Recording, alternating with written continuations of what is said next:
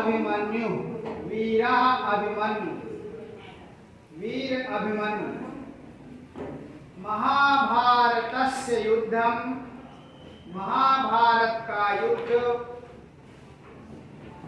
18 दिनानि यावत् प्रचलत 18 दिनों तक चला। यावत माने तक। आदौ प्रारंभ में कौरवों के पक्ष में पितामह भीष्म पितामह सेनापति अभवत सेनापति हुए। 10 दिनों तक युद्धम अकरोत उन्होंने युद्ध किया तथा उसके बाद 11 दिवसे 11वें दिन द्रोणाचार्य सेनापति अभवत। द्रोणाचार्य सेनापति हुए। सह 5 दिनानि सेनापति आसीत। सह वह 5 दिनानि 5 दिनों तक सेनापति हुए सेनापति रहे। यहाँ पर आसीत लिखा है, आसीत माने था। वह 5 दिनों तक सेनापति रहे। 15 दिवसे 15वें दिन सह वीर गतिम प्राप्तवान उन्होंने। यहाँ पर सह माने वह की जगह उन्होंने कहेंगे। उन्होंने 15वें दिन वीर गति को प्राप्त किया। तदनंतरम उसके बाद कर्ण दिन द्वय पर्यंतम 2 दिनों तक सेनापति अभवत सेनापति हुए। उसके बाद 2 दिनों तक कर्ण सेनापति हुए। तस्मिन् उनके या उसके वीर गतिम प्राप्ते वीर गति को प्राप्त होने पर अर्धम दिनम आधे दिन मातुला शल्य मातुला माने मामा शल्य मामा ने युद्धम कृतवान युद्ध किया। शेषे दिवसार्धे दिवस अर्धे दिवस माने दिन अर्धे माने आधा। शेष आधे दिन भीम दुर्योधन भीम और दुर्योधन का गदा युद्धम अभवत गदा युद्ध हुआ। अस्य ऐतिहासिकस्य महायुद्धस्य इस ऐतिहासिक महायुद्ध के 13 दिने 13वें दिन यदा जब द्रोणाचार्य कौरव पक्षस्य सेनापति आसीत्। जब द्रोणाचार्य कौरव पक्ष के सेनापति थे तदा तब दुर्योधन ने स्वविजयाय स्व माने अपनी विजय माने विजय के लिए जीत के लिए द्रोणाचार्य जी से अतितराम अत्यधिक बहुत अधिक प्रार्थना किया।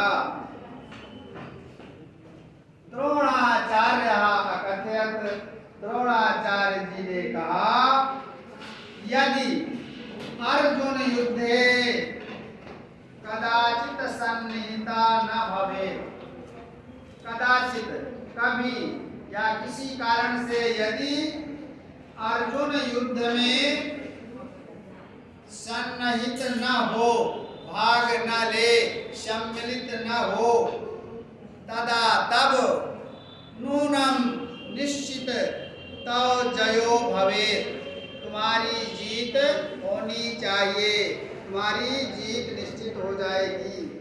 इति श्रुत्वा, ऐसा सुनकर दुर्योधन पक्षीया, दुर्योधन के पक्ष के संसप्तक नाम का वीरवा भरा, संसप्तक नाम के वीरभर वीर योद्धाओं ने अर्जुन को युद्ध के लिए आहूय बुला करके अन्यत्र दूरम नीतवंता, अन्यत्र दूसरी जगह बहुत दूर ले गए। अयम एव अवसरा, अयम एव यही अवसर है। इति मत्वा, ऐसा जानकर विचार कर द्रोणाचार्य ने चक्रव्यूहम रचितवान, चक्रव्यूह की रचना की। यस्य भेदनम, जिसका भेदना तोड़ना, पांडवों के पक्ष में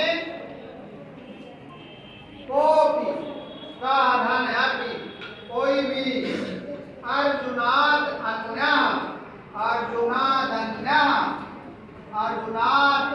अर्जुन के अन्य माने अलावा दूसरा न अजानात, नहीं जानता था।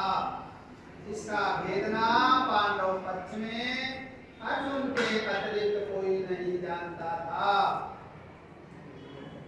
महाराज युधिष्ठिर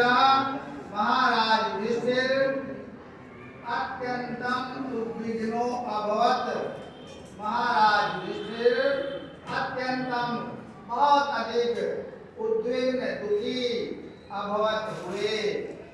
तदानीम उसी समय अर्जुन का पुत्र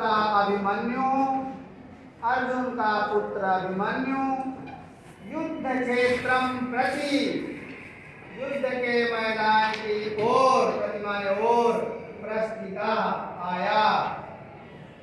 यतः, क्योंकि सामान्य वह चक्रव्यूह भेदन विधिम, चक्रव्यूह को तोड़ने की विधि को अजानात, जानता था।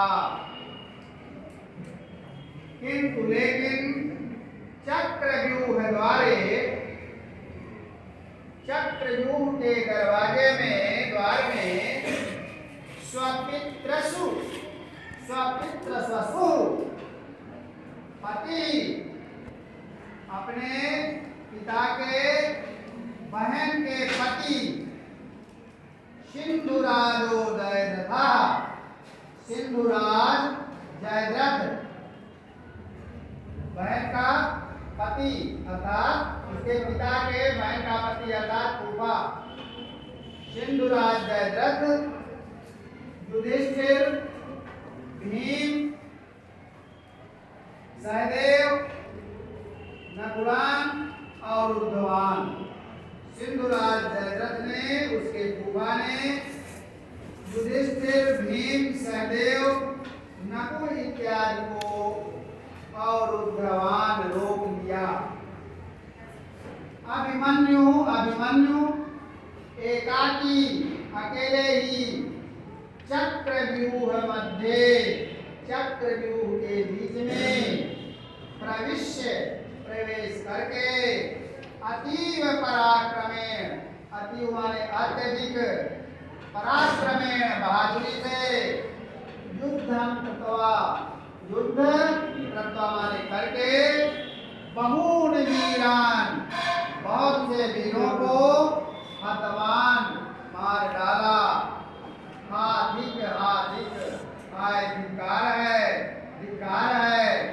अंत में द्रोणाचार्य